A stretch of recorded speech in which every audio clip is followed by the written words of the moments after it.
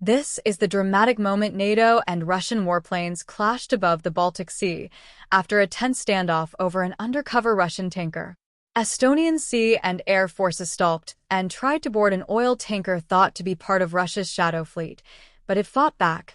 The tanker called Jaguar was draped in the Gabon flag, but Britain sanctioned it on Friday, accusing it of being a Russian pawn. NATO aircraft, including Polish MiG-29s, were scrambled when the vessel refused to cooperate. In response, Russia scrambled a Su-35S fighter jet, which is said to have violated Estonian airspace as it stormed into cover for the fleeing Jaguar.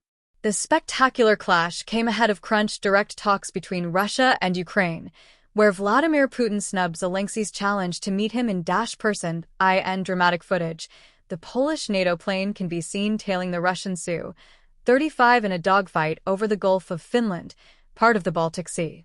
A Russian voice on the bridge of the tanker goaded the Estonians, calling them clowns as they tried and failed to board. The tanker ultimately anchored near Gotland Island, controlled by Russia, in the eastern Baltic Sea. Footage shows the high drama in one of the most tense regions in the world amid disputes between Russia and NATO over Ukraine. "This is how we're greeted with helicopters," said a voice, apparently Russian, on the tanker. "They're demanding we anchor." A message is heard saying, "This is Estonian warship Papa 6732. Your request will be denied. Follow my instructions. Immediately change course to 105. Over." A voice from the tanker in Hindi says, "That looks like our drone in front." A Russian voice demands, "Go on, hit it running." Referring to the Estonians, he says, "What a bunch of clowns." The Estonian vessel comes close to the tanker, seeking to swerve it to the right.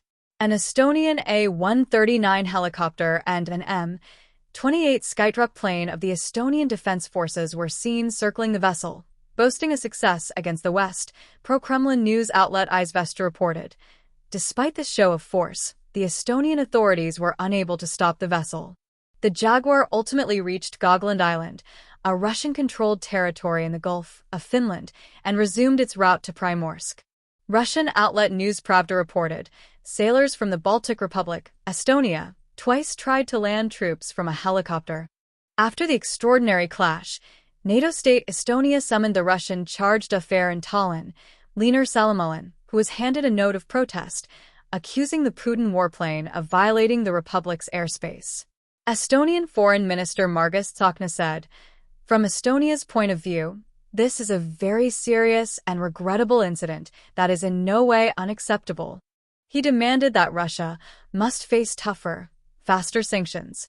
The tanker had been near Naissaar Island, off Tallinn, when the Estonian Navy communicated with it by radio at 15:30 Greenwich Mean Time on Tuesday, said Commander Ivo Vark.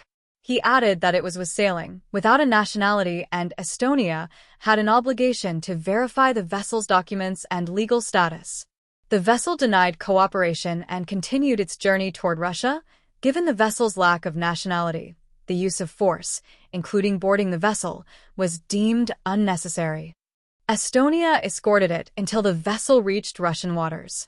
Estonian Defense Minister Hanno Pevkur said the ship was sent from Estonian to Russian territorial waters to prevent a threat to his country's critical infrastructure.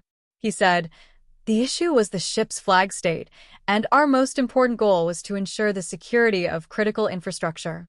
This was achieved." The 800-feet-long Jaguar is a crude oil tanker reportedly sailing under the flag of Gabon. The Equisys database suggested the ship changed its name and flag state at the beginning of February. According to this data, its name is now Argent, and its flag state is Guinea-Bissau.